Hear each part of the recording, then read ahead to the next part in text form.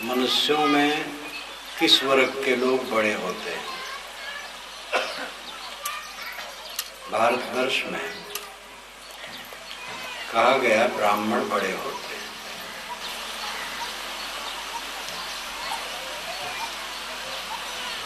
और ये भी कहा गया ब्राह्मण खराब कर्म करें तो भी उनको पूजना चाहिए,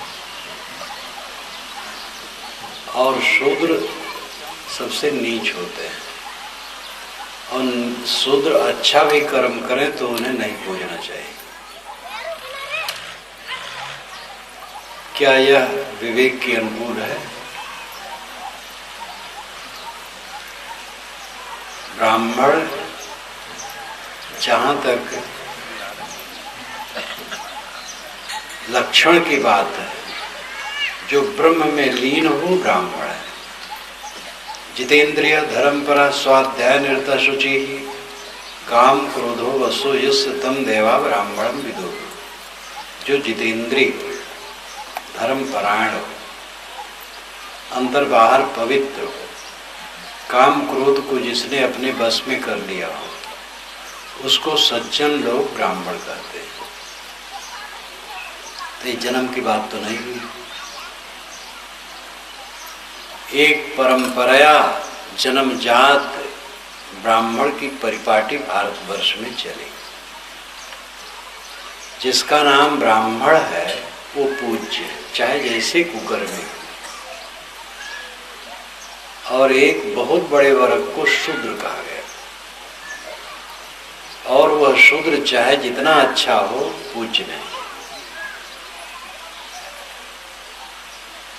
कबीर साहब ने इसको बहुत बुरा कहा। उन्होंने कहा मनुष्य मनुष्य में कोई अंतर नहीं। विविध जातियों और वर्णों के रक्त निकालकर डॉक्टर के पास भेजा जाए, और डॉक्टर बता दे कि ये ब्राह्मण का है, ये क्षत्रिय का है, ये वैश्य का है, ये शूद्र का है, ये साहू का है, ये वर्मा का है, ये यादव का है, ये मुसलमान का है।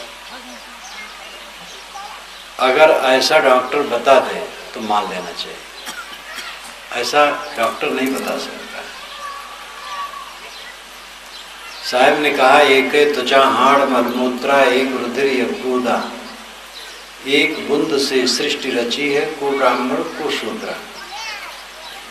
रजोगुण ब्रह्मा तमोगुण शंकर सतोगुणी हरि होई, कहें कबीर राम रम रहिए हिंदू तुर्क न कोई। सबके शरीर में हाड़ मांस चाम सब वही चीजें हैं, सब में आत्मा एक समान। कौन ब्राह्मण है कौन शूद्र है? और हिंदू मुसलमान भी कौन है? राम में रमो, हिंदू मुसलमान के चक्कर में न हो। ब्रह्मा विष्णु शंकर ये मनुष्य में है। जो रजोगुण प्रधान है वो ब्रह्मा है, जो तमोगुण प्रधान है वो महादेव, जो सतोगुण प्रधान है वो विष्णु। इस प्रकार ब्रह्मा विष्णु शंकर बाहर न खोजें, ये मनुष्य में ही है।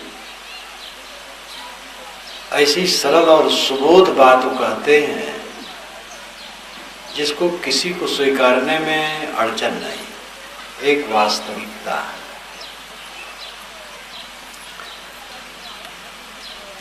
शूद्र कहे जाने वाले बंधुओं के लिए विद्या शिक्षा सब पर प्रतिबंध था।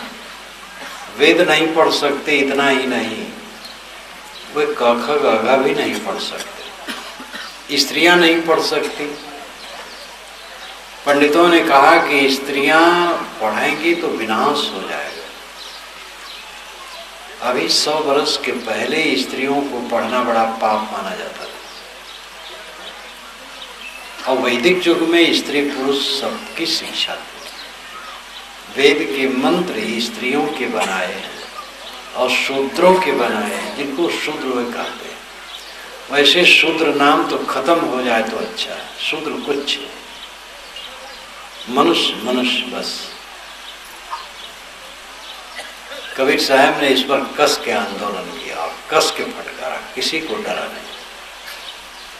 70% शूद्र कहे जाने वाले लोगों कि जबान कबीर बने। शूद्र कहे जाने वाले परिवार के लोगों की जबान बंद थी, वे बेचारे कुछ बोल नहीं सकते थे। वो मान लिए थे कि तो भगवान की देन है, भगवान की तरफ से हम नीच बना के भेजे गए। कबीर साहब ने कहा है बिल्कुल गलत। उन्होंने विश्वास जगाया, आंदोलन किया, काशी नगरी में रह के आंदोलन किया। उनकी वाणी आज भी दहकती आग की तरह विद्यमान है, कोई भी पढ़ के देख सकता है। और भारत आजाद होने के बाद कबीर विचारों के अनुसार कानून बन गए। किसी का भी लड़का अध्यापक हो सकता है, आचार्य हो सकता है, कमिश्नर कलेक्टर हो सकता है, जज हो सकता है, और किसी को कोई अछूत कहे तो वो दंडित हो सकता है। ये कानून बन गया। ये कबीर विचारों की सच्ची विजय है। लोकसभा भवन और विधानसभा भवन में चाहे वर्ण व्यवस्था के पक्षधर बैठे हों, लेकिन वह कानून बनाने के लिए विवश हैं कबीर के विचारों के अनुसार।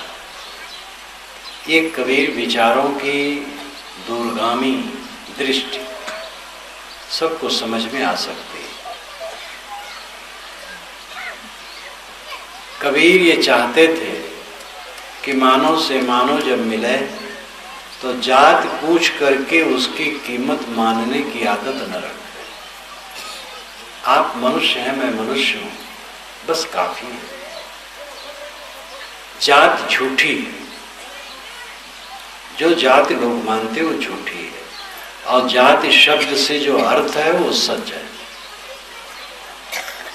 जैसे यादव जात, साहू जात, धोबी जात, ब्राह्मण जात, क्षत्रिय जात, ये झूठ है। मनुष्य जात ये ठीक है।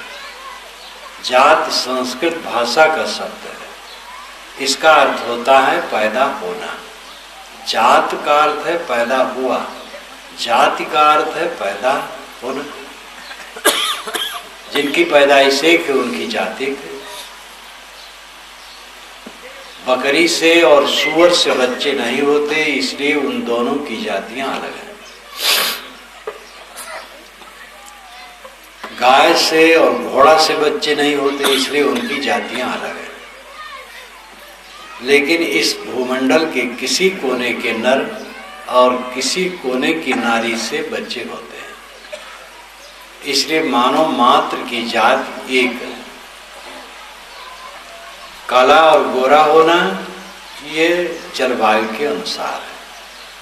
कश्मीर के सभी लोग गोरे होते हैं और मद्रास के प्रायः सब काले होते हैं। ये जलवायु का प्रभाव है। हमारे यहाँ, हमारे देश में जो हम लोगों के महान प्रसिद्ध प्रतिष्ठित पूर्वज हैं, राम और कृष्ण, वे सांवले हैं और घनश्याम। राम श्याम है और कृष्ण घन श्याम है। लेकिन कितने बड़े पूज्य। काला गोरा से क्या मतलब होता है? मानव मानव से मिलता है जब जात पूछ करके उसकी कीमत मानता है तो मनुष्यता के साथ पाप करता है। एक ने बताया मेरा नाम रामचंद्र तिवारी है,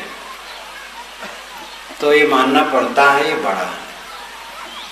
और अगर रामचंद्र सिंह है तो छोटा है, और रामचंद्र गुप्त है तो और छोटा है, और रामचंद्र वर्मा है तो और छोटा है, और रामचंद्र साहू है तो और छोटा है, रामचंद्र धोबी है तो और छोटा है। कि दिमाग खराब करने की बात हुई। मनुष्य बस छोटा बड़ा हो गया। आचार विचार के अनुसार आदमी खुद छोटा बड़ा हो जाता है। जिसके आचार विचार ऊंचे होते हैं सब में वो पूज्य और मान्य हो जाता है। जिसके आचार विचार खराब हो जाते हैं उस सब में दुर्दुर बेकार हो जाता है। रावण ब्रह्मा का पनाती था रावण से पुलस्त, ब्रह्मा से पुलस्त, पुलस्त से विश्रवा और विश्रवा से रावण। और वेद विद्याव्रत स्नातक था, वेद विद्याव्रत में उत्तीर्ण था, वीर था और धन संपन्न था, सब गुण था, लेकिन कुछ त्रुटि थी, इसलिए रावण का नाम कोई नहीं लेता।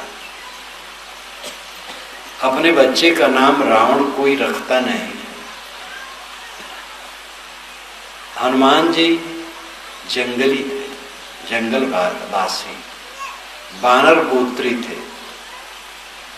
वानर गोत्री, वानर नहीं थे पूंछ वाले, पू पू करने वाले।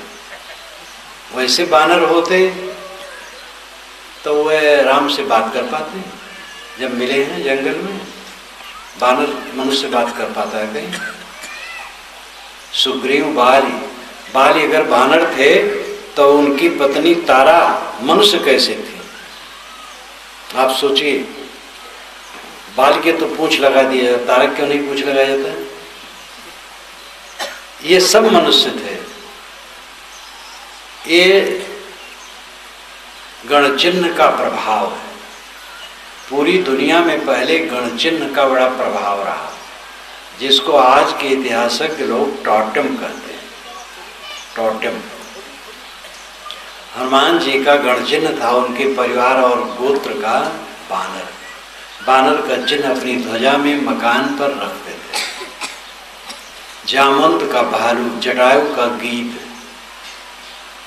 ये सब मनुष्य थे। हनुमान जी जंगलवासी, वानर गोत्री, आदिवासी थे, लेकिन हनुमान जी का कितना आदर है। संयमी थे, राम भक्त थे, इसलिए आदर हुआ। आदमी का महत्व तो उसके आचरण से होता है, छोटा बड़ा कोई नहीं। सरकार ने कानून बना दिया है, अब आप लोग उसका पालन कीजिए।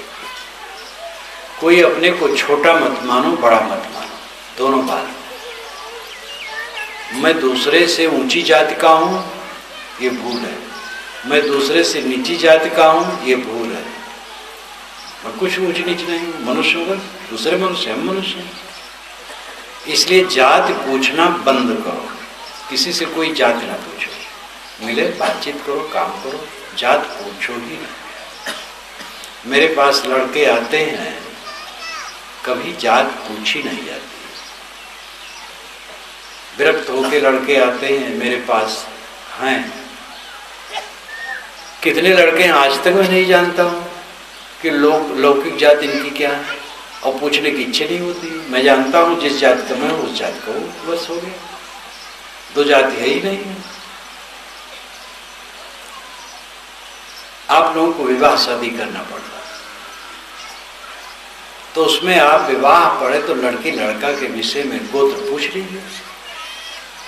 अब अगर अंतरजाति शादी मान्य है तो भी पूछने की जरूरत नहीं, योग्यता देखना है। अंतरजाति शादी नहीं मानते हैं तो पूछ लेना चाहिए। हाँ इलाक दोनों में है, और जैसे जो करते हो। अभी गांव में तो बहुत कुछ अच्छा है कि इस ढंग का नहीं है, लोग अपने अपने में करते हैं। भिन्न में करने में और तनाव होता है, मनुष्य तो वही है, तनाव होता है, इसलिए गड़बड़ियाँ उसमें पैदा होती हैं। किंतु ऊंचे विचारक लोग सोचते हैं जब अंतरजाति शादी होगी तो जात भावना और मिटेगी, इसलिए अंतरजाति शादी होना अच्छा। परंतु उसके विषय मेरा प्रचार नहीं। प्रचार मेरा है कि आप जैसे शादी करो, आप जानो, लेकिन मनुष्य की जाति पूछ करके उसकी कीमत मत मानो। मनुष्य एक जाति का है। संप्रदायों की लीला ऐसी है कि सारे संप्रदाय वाले ये सिद्ध करना चाहते हैं कि ईश्वर ने मोक्ष और स्वर्ग देने का लाइसेंस हमें दिया।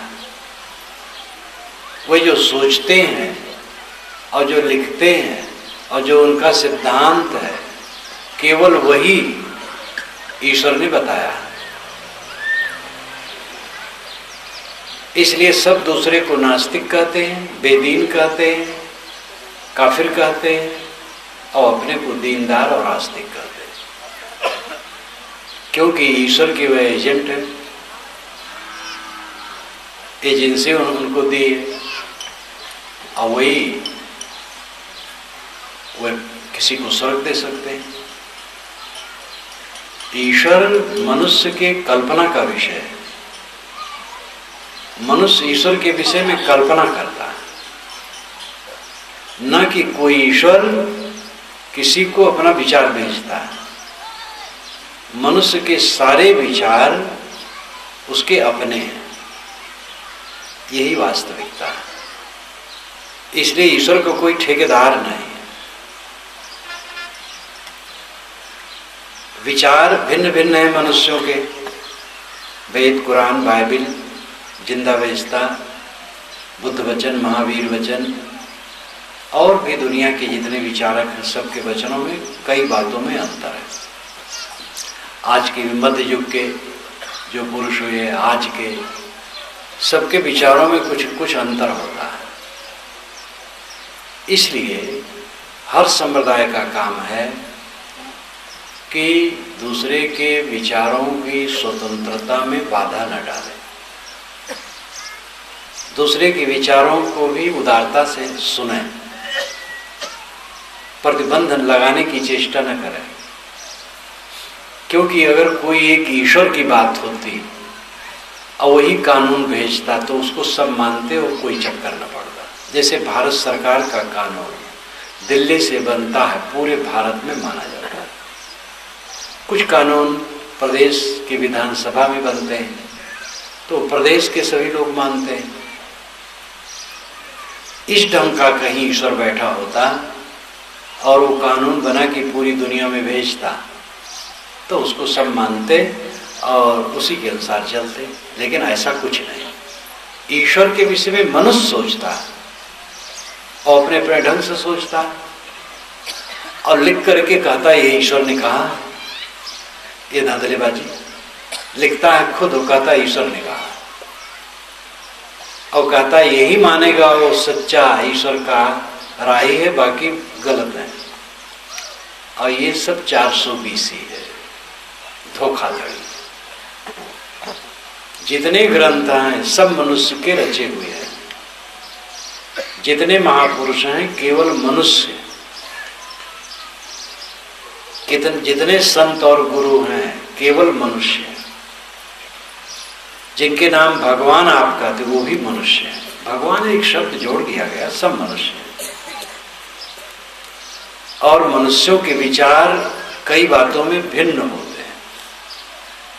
जब भिन्न होते हैं और भिन्नता मिट नहीं सकती है तो मनुष्य को चाहिए कि सभी के विचारों को स्वतंत्रता दे, उदार रहे। दूसरा भी अपना विचार का है, हम देखें, छाने, विचारें, जो सही लगे ग्रहण करें, न सही लगे न ग्रहण करें।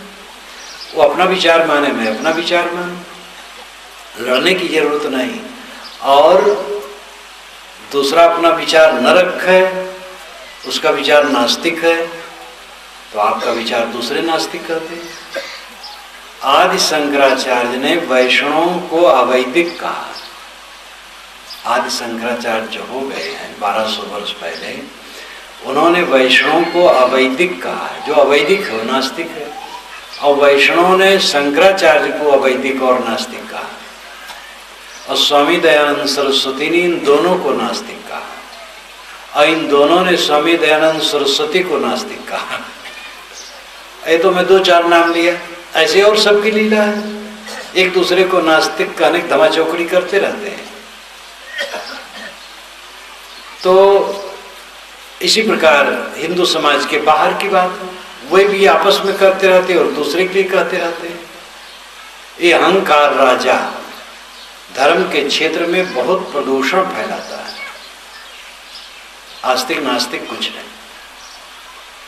वस्तुतः मनुष्य के भिन्न भिन्न विचार होते हैं, इसलिए मनुष्य के विचारों की पूरी स्वतंत्रता होनी चाहिए। कोई भी अपना विचार लिख सकता है, पढ़ सकता है, प्रचार कर सकता है, कह सकता है। हम उसे देखें, सुने, समझें, जो उसमें हमें रुचि पचे माने, जो न रुचि पचे न माने। इसी से कल्याण, इसी से हित है। और इसमें फिर ये दुर्गंधी खत्म हो जाएगी कि हमारा संप्रदाय ईश्वर का दिया हुआ है और इसको मानोगे तो कल्याण होगा, नहीं तो नहीं कल्याण होगा। ये दुर्गंधी खत्म हो जाएगी। ये जबरदस्ती सब लादे हुए हैं। हमारे अवतार को मानो, हमारे पैगंबर को मानो तो स्वर्ग जाओगे, मोक्ष पाओगे, नहीं तो नरक होगे। तो दूसरे यही उत्तर देते हैं, वो अपना कह रहे हैं, वो अपना कह रहे हैं। मालूम होता है सार्वभौमिक सत्य कुछ है ही नहीं। ये संप्रदायों का कि धमा चौकड़ी है। जैसे जातियों के विषय में रहा तो जातियों में तो एक तरफा रहा। ऐसा कुछ घन चक्कर ब्राह्मण पुरोहितों ने डाला था कि वह सबसे बड़ा बन करके बैठ गए थे और बड़ी राजनीति की काम की थी। क्षत्रियों से कहा तुम हमसे छोटे हो लेकिन ये शूद्र और वैश्य से बड़े हो। वैश्यों से कहा कि देखो तुम मुझसे और ठाकुरों से थोड़ा छोटे हो लेकिन ये बहुत सारे शूद्र हैं, इनसे तुम बड़े हो। पीठ ठोकी। शूद्रों से कहा तुम घबराती क्यों है? अरे ब्राह्मण क्षत्रिय वैश्य को कर्मकांड के चक्कर है, तुम्हें कुछ नहीं है। तुम तो ऐसे मुक्त हो, बस सेवा तीनों वर्णों की करो। जूता टाँगते हो तो टाँगते रहो, पतरी गांठते हो तो गांठते रहो, हल चलाते हो चलाते रहो, झाड़ू लगाते हो तो झाड़ू लगाते रहो। तुम्हें पढ़ने लिखने की जरूरत नहीं है। ब्राह्मण क्षत्रिय वैश्य शूद्र को, ब्राह्मण क्षत्रिय वैश्य को तो जब कर्म कांड करें तप उप करें तो कहीं कल्याण होगा। तुम तो तीनों वर्णों की सेवा करो, तुम्हारा अपने आप कल्याण। ये राजनीतिक चाल थी और अपना सबसे बड़ा बन करके बैठ गए और कटोरी बना करके सबको रगड़े। एक कहानी है कि एक किसान के खेत में 4 लड़कों ने गन्ना तोड़ा। वैसे लड़के नहीं थे, जवान थे। ईख तोड़ा तो एक ब्राह्मण था, एक वैश्य क्षत्रिय था, एक वैश्य एक शूद्र। तो जो खेत वाला था वो बहुत चतुर था। सोचा अगर चारों को मैं कुछ कहूँगा तो ये चारों मुझे ही पीट सकते हैं। तो उसने राजनीति चली। तो कहा कि देखो ये तो हमारे ब्राह्मण देवता हैं, ये तो चाहे जैसे करें हमारी पूज्य। और ये क्षत्रिय है, राजा, इनको हम कुछ नहीं कह सकते। ये वैश्य हैं, देव हैं, इनको भी नहीं कर। तुम शूद्र होकर के कैसे करना तोड़े? तो उनको पीटा, उसको पीट करके खदेड़ा। तब कहा कि देखो ये तो ब्राह्मण है, पूज्य है, ये क्षत्रिय है, राजा है, तो बनिया होकर के कैसे तोड़े? तो उसको भी पीटा। तब उसने कहा क्षत्रिय से कि ब्राह्मण तो हमारे घर में कूदें तो भी हम उनको कुछ नहीं बोलेंगे। पूज्य, तुम ठाकुर होकर के क्यों तोड़े? तो उसको भी पीटा। जब उनको पीट के खदेड़ा तब ब्राह्मण देवता से कहा ब्राह्मण बनते हो और गन्ना तोड़ते हो, उसको भी पीटा। तो फूट डाल करके पीटा।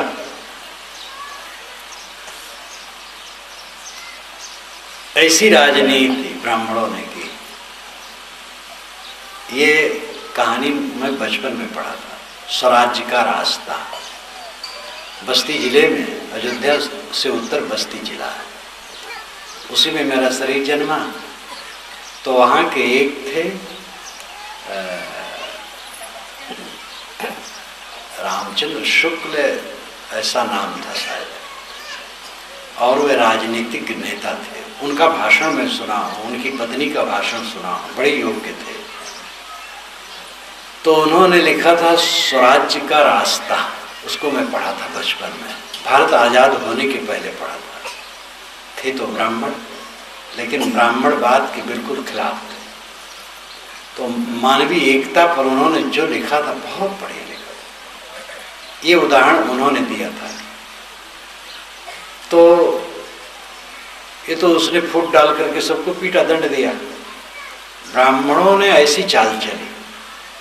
लेकिन ये बात सच है कि पूरा ब्राह्मण समाज इसका दोषी नहीं रहा, इसका दोषी पुरोहित वर्ग रहा।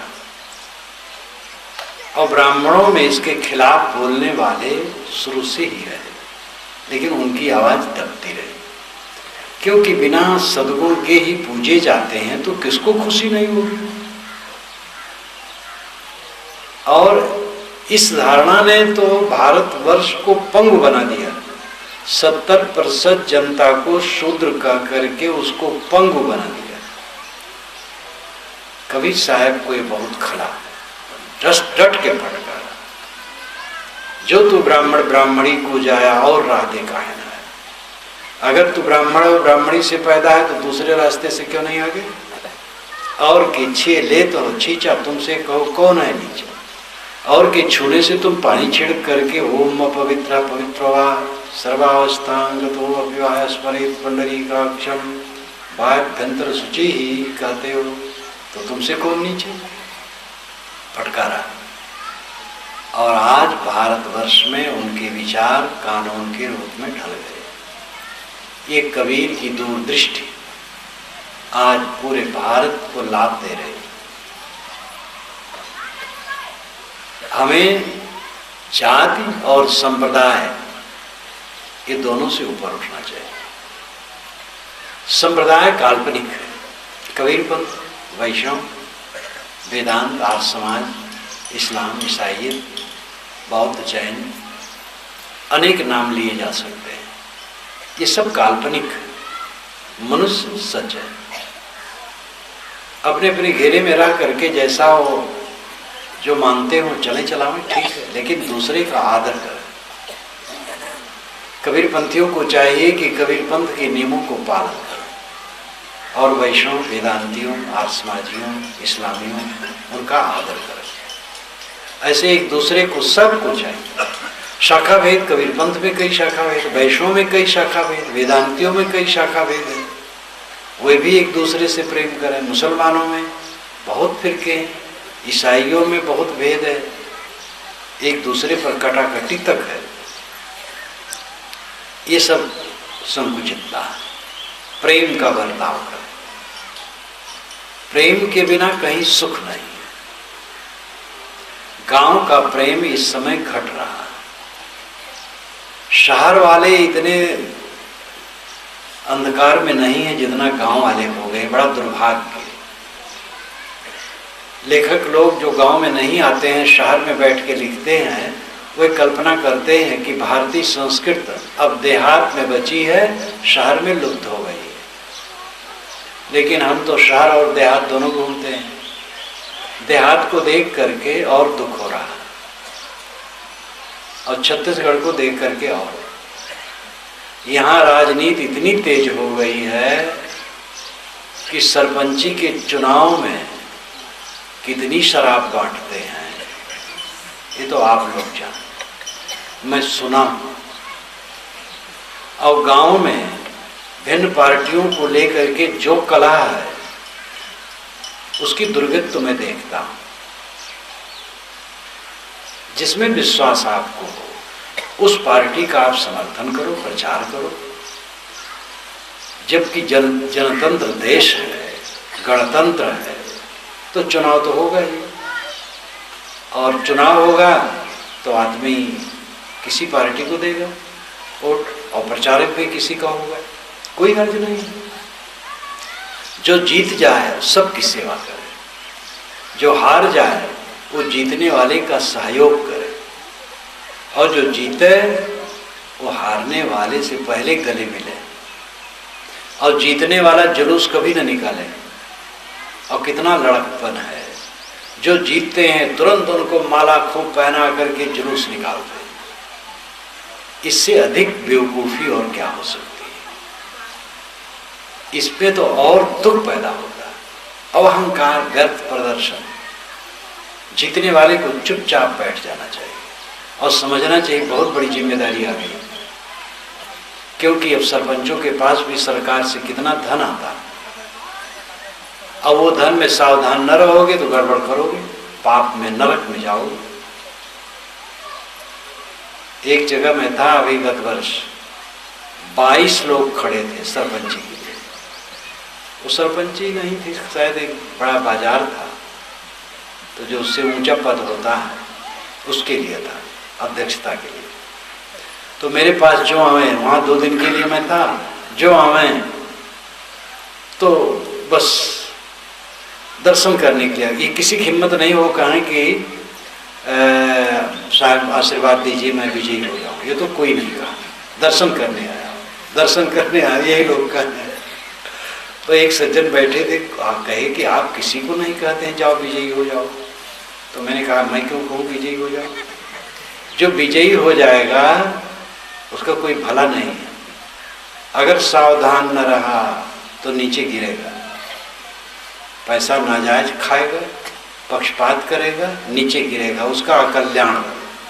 तो हम किसी का कल्याण क्यों करें? हाँ, जीते और सेवा करे और खाए ना, सेवा करे तो बढ़िया।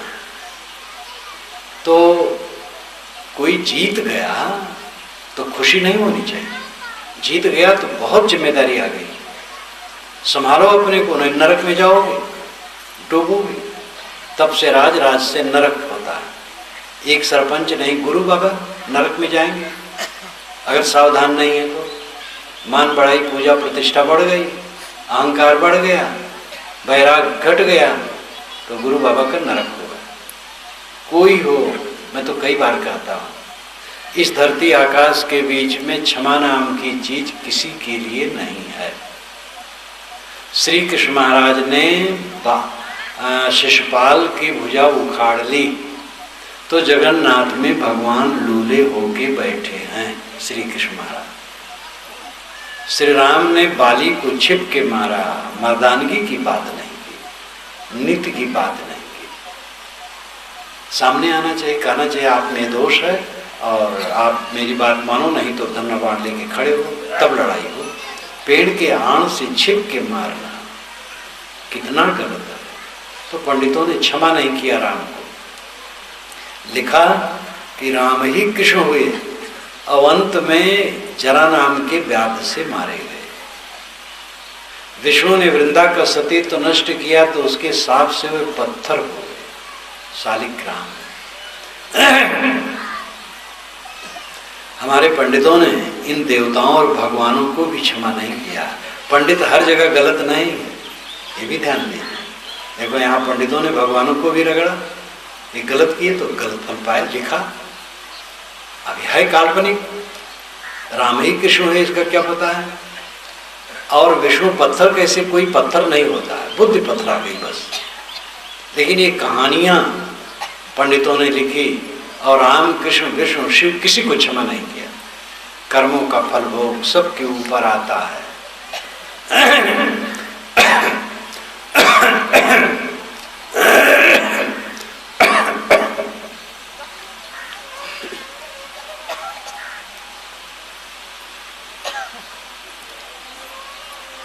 जीवन में हमारे धर्म की जरूरत है और व्यवहार की जरूरत है। धर्म है सदाचार, सहानुभूतिशील भाव, और व्यवहार में इसकी बड़ी आवश्यकता है। अब एक गांव है, 2 पार्टियां में विभाजित हो गए लोग, एक दूसरे से मिल नहीं सकते हैं, बात नहीं कर सकते हैं, तनिक तनिक बात में अड़ंगा डालते हैं।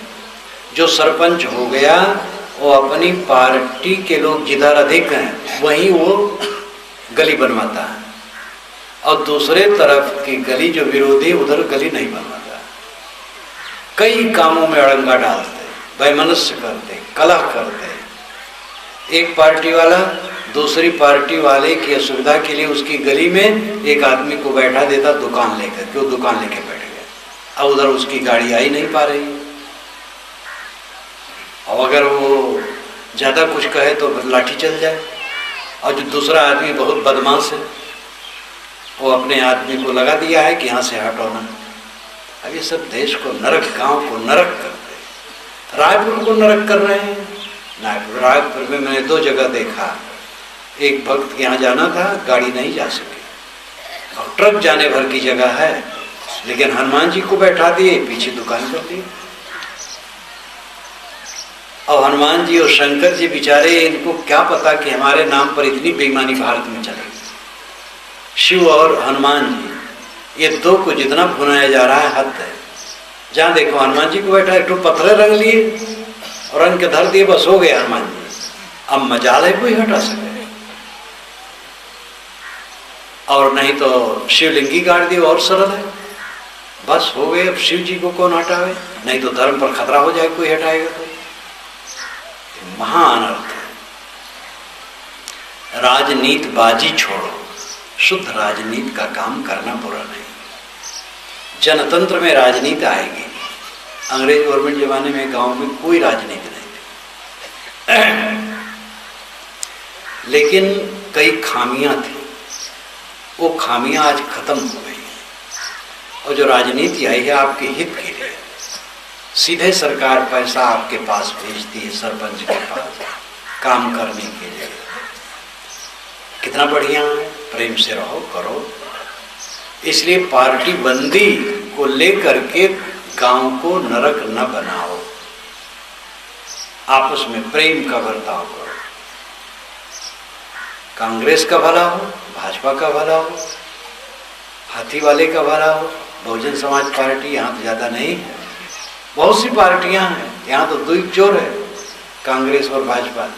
सबका मंगल हो, लेकिन आपके गांव को नरक बनाकर गांव का मंगल होना चाहिए। आजकल लड़कियां पढ़ रही हैं और लड़का तो पढ़ ही रहा है, नौकरी कहीं मिल गई, चाहते माँ बाप से अलग हो जाए तो अच्छा हो। इसी छत्तीसगढ़ में मैं था, 10 वर्ष हो गए। एक घर पर था, संपन्न घर था, वो लड़का डॉक्टर। उसने कहा साहब मेरी पत्नी आई है, अभी साल भर नहीं हुआ है, वो कहती जहाँ तुम दुकान रखते हो डॉक्टरी के लिए वहीं मुझे भी ले चलो, और 4 रोटी बनाएंगे दोनों खाएंगे, यहाँ 10 लोगों का बनाना झंझट। तो मैंने कहा तब तुम क्या सोचते हो? कि साहब मैं कुछ सोच नहीं पाता हूँ। तो मैंने कहा जहाँ तुम दुकान रखे हो कितनी दूर है? तो कहा 10 किलोमीटर। तो मैंने कहा रोज जाते? कि हाँ रोज जाता हूँ। तब कह दो कि वहाँ मेरा घर ही नहीं, कहाँ ले चलो? तो कहा साहब मैंने नींव डाली है मकान की वहाँ। तो मैंने कहा ये अब की बार नींव डाले हो, अगले साल दीवार बनाओ, और तीसरे साल छत डलवाओ, और चौथे साल उसकी सफाई करवाओ। तो 3-4 वर्ष में तुम्हारी पत्नी समूह में भोजन बनाने और सेवा करने का अभ्यस्त हो जाएगी। अब कह देना भाई धीरे धीरे कर रहा हूँ, जब हो जाएगा तब ले चलूँगा। और उससे ये पूछो कि उसका लड़का और उसकी बहू जब उससे अलग रहना चाहेंगे तो उसका मन क्या होगा? पता नहीं, अब तब से तो मिला ही नहीं वो क्या किया। तो लड़कियां मंत्र देती हैं अपने पति को कि माँ बाप से अलग हो, ये झंझट में न रहो। लेकिन 20 बरस के बाद उनके ऊपर यही बात आएगी जब उनके बच्चे बहू अलग होंगे। जस जेकर घर द्वार तस तेकर फरिका, जस जेकर माई बाप तस तेकर लरिका। ये अवध क्षेत्र में कहावत कहते, यहाँ भी कहते होंगे। तो माई बाप अगर इस ढंग से व्यवहार करेंगे तो लड़कों को वही संस्कार पड़ेगा। परिवार टूट रहा है, शहर में तो इस देश में ज्यादा खराब है, ज्यादा टूट गया, और देहात में भी टूट रहा है। शहर में राजनीति बाजी तो है, लेकिन आपसी कलह उतना नहीं है। सब व्यस्त हैं, सुबह से गए धंधे में लगे हैं, शाम को आए वोट दे दिए। कुछ राजनीतिक बाजी लोग करे वाले लोग आपस में धमाचौकड़ी करते हैं, सब नहीं। गांव वाले बैठे ठाले बहुत, वो ज्यादा उदमबार मचाते हैं।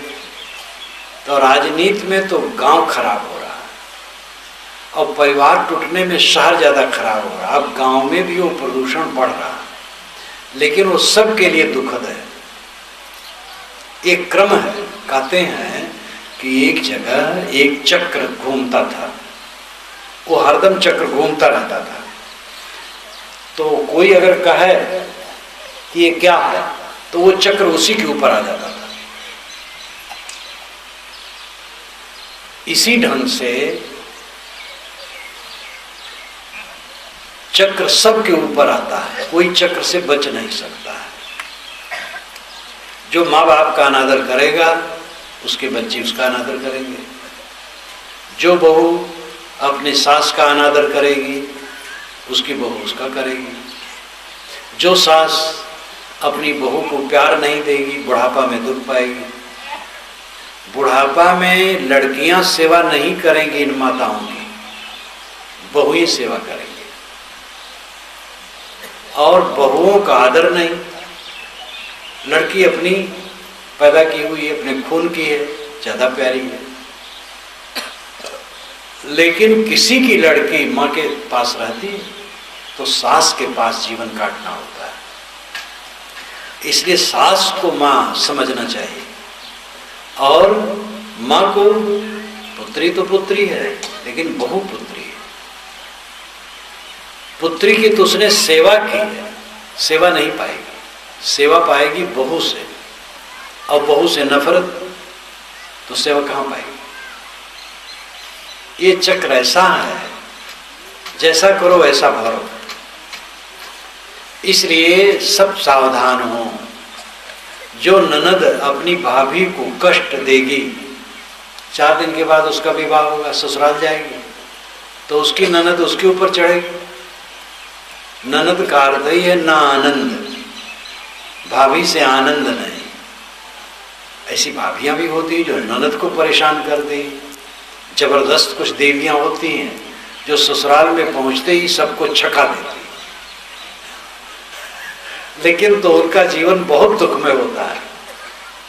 जो अहंकार करेगा और दूसरे को तकलीफ देना चाहेगा उसको अंत में रोना है। आंधी में बड़े बड़े पेड़ उखड़ते हैं, दूब नहीं उखड़ती, घास नहीं उखड़ती। अहंकारी लोग यहां मुंह के बल गिरते हैं, विनम्र लोग दुख नहीं पाते। सब ते लबता भली लबता ते सब होए, जस दुतिया को चंद्रमा शीश नवे सब को। विनम्रता सबसे अच्छी चीज है। विनम्रता से प्रभुता मिलती है। द्वितीया के चंद्रमा को लोग नमस्कार करते हैं। वो रोज रोज प्रकाशित होता जाता है, और पूर्णिमा का चंद्रमा अभागा दूसरे दिन से ही काला होना शुरू हो जाता है। जो विनम्र होता है वो निरंतर ज्योतित होता है, और जो अहंकारी होता है वो निरंतर गलता है। पारिवारिक संगठन में आजकल विकार पैदा हो रहा है। सहअस्तित्व की भावना, परिवार में संगठन, माँ बाप का आदर, बुजुर्गों का आदर, सेवा भाव, ये बढ़ना चाहिए। पढ़े लिखे लड़कों में ये घट रहा है, सब में नहीं। पढ़े लिखे लड़के कितने हैं जो माँ बाप का आदर मानते हैं, लेकिन ज्यादातर हो रहा है, और ये अशुभ लक्षण है। राजनीतिबाजी गांव में गांव को तोड़ रही है। आप लोग सावधान हो जाएं। किसी पार्टी में रहें कोई हर्ज नहीं। कांग्रेस में विश्वास है, कांग्रेस का प्रचार करो। भाजपा में विश्वास है, उसका प्रचार करो। अन्य पार्टी में विश्वास है, उसका प्रचार करो, वोट दो। लेकिन जो जीते उसका सहयोग करो, और जो जीते वो दूसरे का सहयोग करे। आपस में प्रेम का बर्ताव करो, तफरका और दुर्व्यवहार न हो। आहार विहार आचार विचार की पवित्रता से जीवन में सुख शांति होगी। आमदनी कितनी है इसका महत्व नहीं, खर्च करने का एस्टिमेट कैसा है इसका महत्व। बहुत आमदनी हो और अगर उलूल आदमी खर्च करता है, अव्यवस्थित है, तो दुखी होगा। आमदनी कम है, संयम से जिएगा तो सुखी रहेगा। आमदनी सबके बराबर नहीं होती है। ये संसार इतना विषमतापूर्ण है, इसको कोई सम कर ही नहीं सकता है। एक पिता के 4 पुत्र होते हैं, चारों को उसने 2-2 लाख रुपए दिए। कुछ दिन में एक के पास कुछ नहीं रह गया और दूसरे के पास दुगना हो गया। तीसरे के पास उतना ही रह गया। तो ये सब अपने अपने बुद्धि, अकल, परिश्रम, पुरुषार्थ, प्रारब्ध पर निर्भर करता है। सबकी आमदनी बराबर नहीं होती है, सबकी लौकिक स्थिति बराबर नहीं होती है। जो स्थित हो उसमें संयमित हो करके रहने के लिए हमें विवेक होना चाहिए। संयमित हो करके रहो। चीजें कम है, भात नमक काफी। चीजें बढ़ जाए, सब्जी बनाना शुरू करो, और बढ़ जाए दाल भी बनाओ, और बढ़ जाए घी दूध दही भी खाओ, घट जाए दूध दही घी कम कर दो, और घट जाए दाल भी कम कर दो।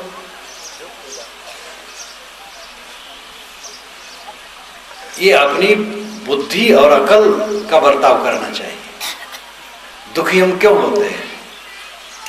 दुखी इसलिए होते हैं क्योंकि हम अपने को किसी चीज में जोड़ लेते हैं। मैं एक बार लुधियाना में था, पंजाब के लुधियाना शहर में, बहुत संपन्न शहर।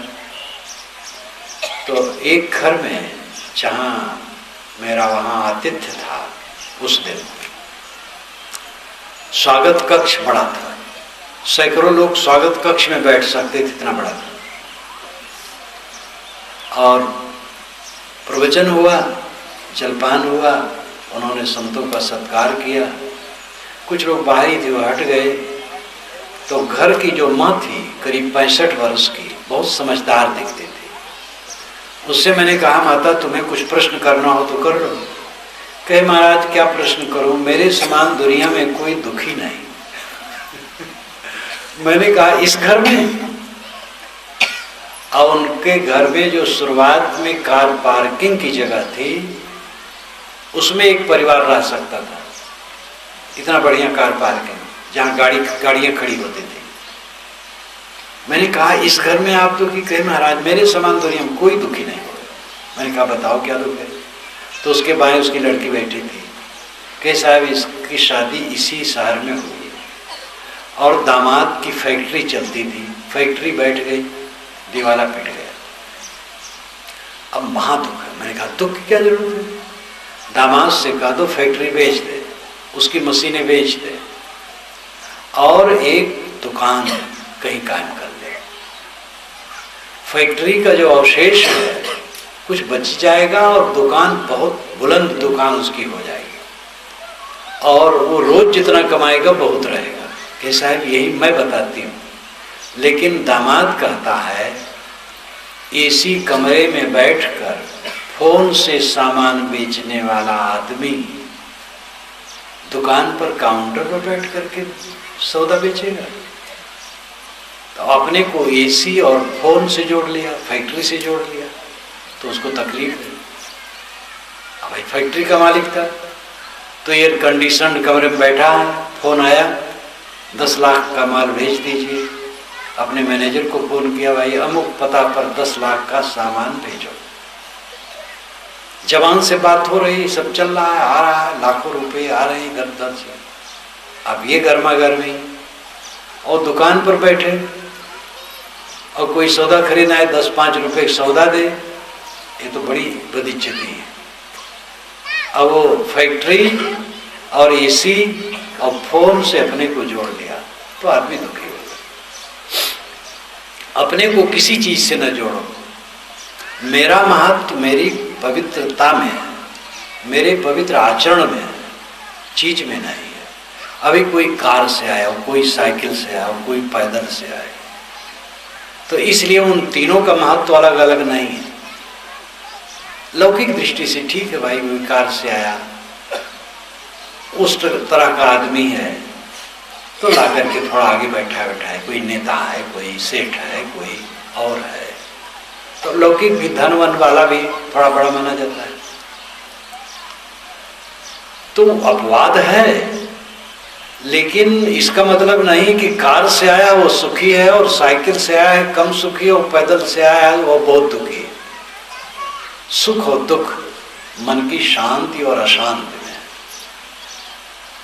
कार से जो जुड़ा है वो बड़ा आदमी नहीं, लौकिक दृष्टि से बड़ा आदमी कहा जा सकता है, लेकिन तत्वतः बड़ा आदमी हुआ है जिसके बड़े विचार हैं और बड़े आचार हैं, जो अपने पर संयम रखता है और दूसरे के साथ शील का बर्ताव करता है, वो बड़ा आदमी।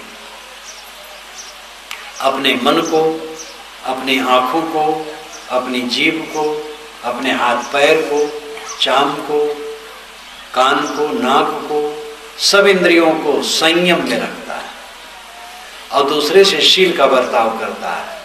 शील का अभिप्राय है, शील भाव वह है जिसमें दूसरे को दुख देने की भावना सपने में भी नहीं सोची जाती। मेरे द्वारा किसी को कष्ट न हो, ये शील भाव है।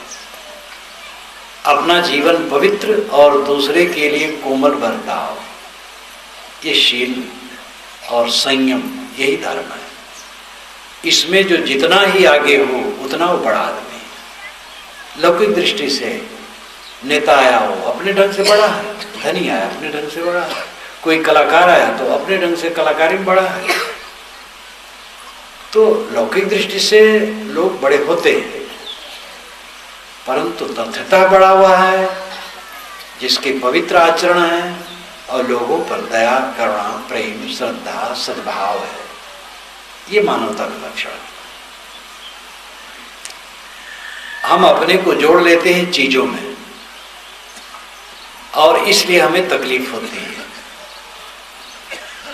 मैंने कल कहा था कि भोजन का शौक मत करो, भूख का शौक करो। हर आदमी में भूख का शौक होना चाहिए। ऐसा सादा संतुलित खाए, कम खाए, जिससे टाइम से कड़ी भूख लगे। ये वरदान है जीवन के लिए। भोजन का शौक न करो कि ये बने कि वो बने।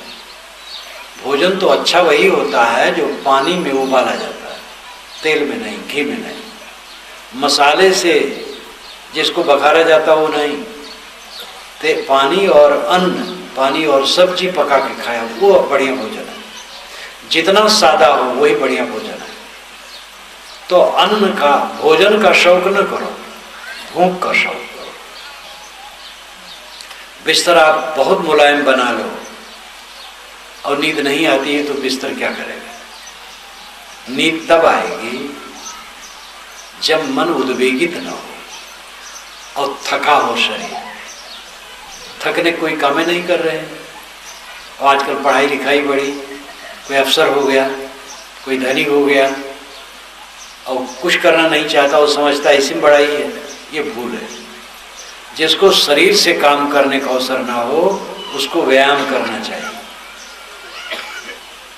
एक्सरसाइज, सुबह शाम घूमना। अपने शरीर को 24 घंटे में कम से कम 2 बार थकाओ और मन को निष्फिक्र रखो, मन में पाप न रखो, किसी को दबाने सताने की इच्छा न रखो, तो नींद आएगी।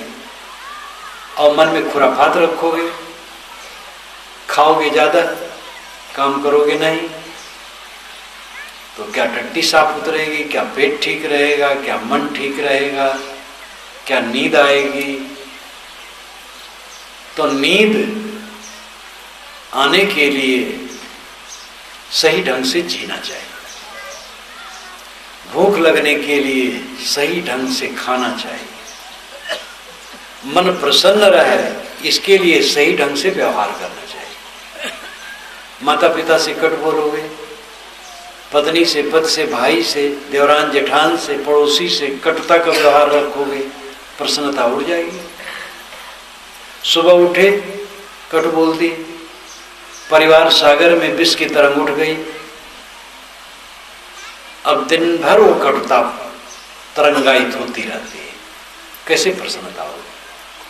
सुबह उठे, मीठा वचन बोले, आनंद की लहर आ गई, सब प्रसन्न प्रसन्न। बोली में कुछ पैसा नहीं लगता, लेकिन लोग इतने दरिद्र हैं कि मीठ बोल नहीं पाते। मीठ बोलने में क्या लगता है? विनम्र होकर के बोलने में क्या लगता है? एक साधना पर अपने मन को टिका लो, आज से हम अत्यंत विनम्र हो करके मीठा वचन बोलेंगे। जब बोलो तो बोलने में विनय रहे, निकोमलता रहे और मिठास रहे। ये दो गुण अपना लो, आप तो शीतल हो ही जाओगे। आपका परिवार शीतल होगा, आपकी कंपनी, आपकी पार्टी, आपकी संस्था, आपका समाज, आपका ऑफिस, जहां आप रहेंगे, जितने आप लोग के आपके संपर्क में जितने लोग रहेंगे, सबको सुख शांति मिलेगी। इन सब बातों पर ध्यान देने की आवश्यकता है। जीवन जीने की ये सब कलाएं हैं। सुख से कैसे जिए? खाली दुनिया की वस्तुओं से सुख से लोग जिएंगे? दुनिया की वस्तुओं में सामर्थ्य है व्यवहार संपादित कर देने भर की, बस। सुख और दुख ये दोनों का अनुभव का आधार मन है। मन उद्वेगित है तो सुख कहाँ, और मन शीतल है तो दुख कहाँ? मन मुख्य है। आपका परम मित्र कौन है? जो हर समय साथ में रहता है। पत्नी हर समय साथ में नहीं रहती, साथ में रहते हुए भी उसका मन अलग है, आपका मन अलग है। कोई भी आपके साथ हरदम नहीं रहता है। आपका परम मित्र मन है जो सब समय रहता है। नींद खुली, मन सामने खड़ा हो गया। जब सोने चलते हैं आप, गाढ़ी नींद नहीं आती, सपना देखने लगते, वहां भी मन है। मन ही सब सपना लाता है। नींद में वो बीज रूप में रहता है, क्रिया छोड़ देता है। जैसे नींद खुली, मन फिर सामने खड़ा हो जाता है। मन ही सुख और दुख के अनुभव का आधार है, और मन ही को खराब किए बैठे हैं तो सुख कैसे मिलेगा? कला, ईर्षा, दूसरे की बुराई, निंदा, दूसरे के दबाने सताने का षड्यंत्र, अहंकार, नाना कामनाएं,